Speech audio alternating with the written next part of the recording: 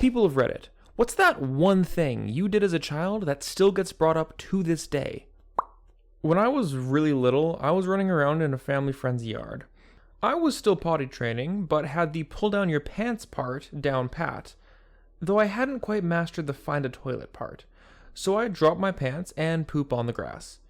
The best part is they were taking a video at the time, so now they have a home movie of me taking a dump in their yard. It's been 25 years, and I still have yet to live that down at family gatherings. When I was 7, my neighbor had a heart attack. I felt like I could have helped prevent it because I had saw commercial advertising Bayer aspirin and how it kept your heart healthy or something along those lines. I thought the doctors didn't know about this miracle drug. From that day on, I wrote down every medicine commercial with a brief description of what the medicine did. One day at dinner, my brother was complaining his hands were dry and itchy. I ran to my notepad and told him he should try Vagisil. Oh, that's rough. When I was about 4, my parents were talking about Bill Gates, or some other super rich guy. I said very insightfully, I bet he can eat at Waffle House anytime he wants to. I think it stemmed from me constantly begging to go to Waffle House and my mom saying that we didn't have the money for Waffle House every day. So I just assumed that money was the only reason I couldn't eat there, literally every day. My family never ate out when I was young. Once my parents said we were going to a restaurant, and since this was such a luxury for us, I assumed it was a special occasion that warranted dressing up. I was maybe 4 at the time, young enough that I had plenty of fancy dresses to play dress up with. The restaurant was McDonald's. When I was a wee lad, my family and I were at a restaurant. We were waiting an unusually long amount of time for the server. I stood on my chair, slammed my fist into the table, and exclaimed, "They're not helping us because we're black." We are not. Oh, I had a similar experience. I don't remember exactly how old I was, but probably around 8. I was at the grocery store with my mom, and as we were about to check out, she told me to do something, like put one of the items on the belt, and I responded with, "Yes, sir, massa." Where did I learn that from? My mom bitching to my dad about how her boss treated her one day. Anyway, the cashier was black. Not my finest moment. When I was 4, I guess I was having a really bad morning. I came out of my room after I'd woken up and went out to the living room where I sat down in my personal toddler-sized chair and stared straight ahead at the TV, not saying a word to my then stay-at-home dad, who was already up watching TV after my mom had gone to work. He changed the channel to SpongeBob just for me, then proceeded to tell me good morning, to which I replied, "Fuck off." To this day, he still has no idea how I heard that, though he assumes I heard my mom say it to him during an argument they were having. He tells that story to anyone he gets the chance to. I grew up in rural Ireland, and when going on long car journeys, we would have to often use hillside routes. When going over a steep hill at speed, it always gave me that funny feeling in my lower stomach. You know, the one that when you go down a roller coaster, you feel that dip. As a child, I proceeded to shout with utmost determination each time, "Dad, my Willie is scared!" They tell everyone this story. Having grown up in Ireland, knowing these roads well, my youngest brother always used to say, "My ding-a-ling is tickling." Oh, he's not living that one down. When my buddy was a toddler, he loved cars, buses, and fucks. He couldn't get the word truck down for a while there. We all thought it was hilarious. He also thought that everything with wheels was a vehicle. He once saw a man in a wheelchair and pointed at him while shouting, "Look at that man's car, Mommy!" So my parents had a nanny suite in our old house. They decided to let a family friend who was retired live in there and be our nanny rent-free. They also paid her a few $100s every 2 weeks. She was a pensioner. So I was about 4 at the time, and she used to bring me out on her adventures. What my parents didn't know was that she was a secret lush. She used to bring me to a bar midday. The barflies found me entertaining. They would buy me ice cream if I sang "How Much Is That Dog in the Window?" As a 4-year-old, I found this perfectly acceptable. I got to sing and get free ice cream. My parents never knew because nothing bad ever happened to me. After we sold the house and I was about 8, we walked by the bar and I go, "That's where I used to go to sing for ice cream." My parents asked me what I meant, so I told them.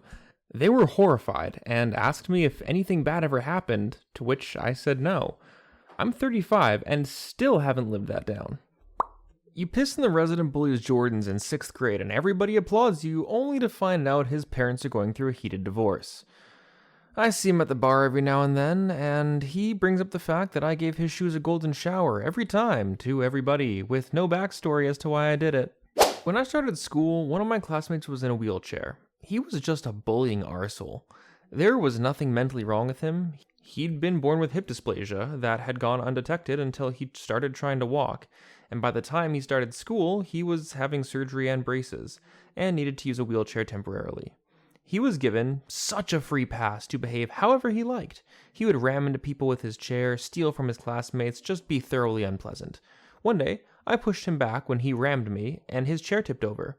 Both our parents were called into school, and I can distinctly remember his mother was beside herself. Her poor disabled darling had been violently assaulted, and he's in a wheelchair, don't you know?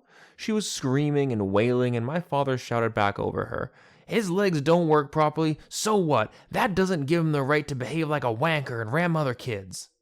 Perhaps harsh words regarding a 6-year-old, but fair. A few years later, he was out of the chair, walking with a stick, and came up to me one day. He said, "Your dad was right. I was just being a wanker, and no one ever stopped me because they just saw the chair. I'm really sorry." We were never great friends, but we got on okay by this point, and had a respect. He became a physiotherapist, and when I needed one, I went to see him. So, moral of the story, your parents getting divorced doesn't mean you don't deserve to have your shoes peed on. I was about 3 years old, in my mom's arms in the checkout line at the grocery store. There was a lady with darker colored skin in front of us, and in my ignorance, I told my mom, "That lady's dirty and needs a bath." My mom was mortified, and so am I every time she reminds me of the time that I was a mildly racist toddler. When I was about 3 or maybe 4, my mother and I were walking down the street, and I see a little person for the first time in my life. Now, I used to love Disney movies, and I watched Snow White about 1,000,000,000 times beforehand, so I already knew the person that I was looking at was a dwarf, of course.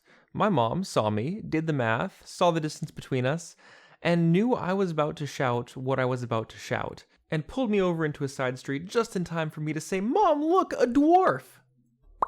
Let me paint the scene. Small town restaurant circa 1995.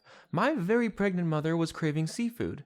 This particular place had a seafood buffet, so she, my father, and myself go out for the evening. Everything's going well.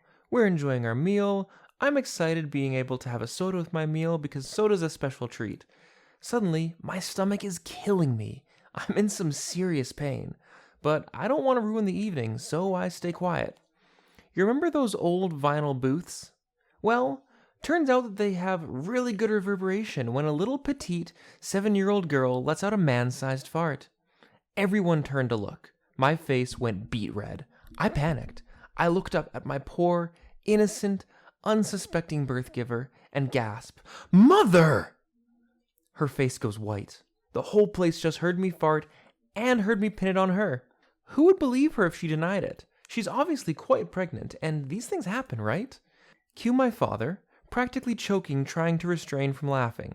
His eyes are bulging and watering. His face is contorted and very red. He had to excuse himself to the lobby, and he could be heard laughing the entire way.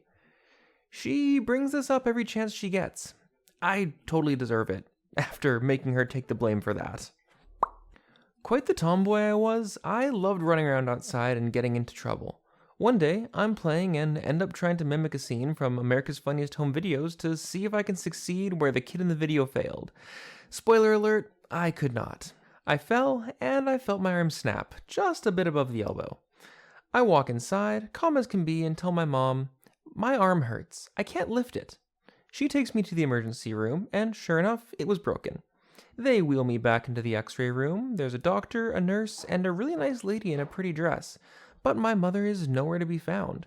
They ask me how my injury happened. Uh-oh.